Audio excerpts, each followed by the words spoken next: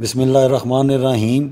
اگر کسی کا کاروبار جادو کے ذریعے بند کر دیا گیا ہو اور کئی طرح کے طریقوں کو اپناتے ہوئے بھی ان کا توڑ نہ ہوتا ہو تو اس نقش کو بروز منگل بوقت صبح سورج طلوع کے زعفران سے سفید کاغذ پر لکھیں اور اسے دکان میں ایسی جگہ پر لگائیں جہاں تمام گاہکوں کی نظر پڑتی ہو۔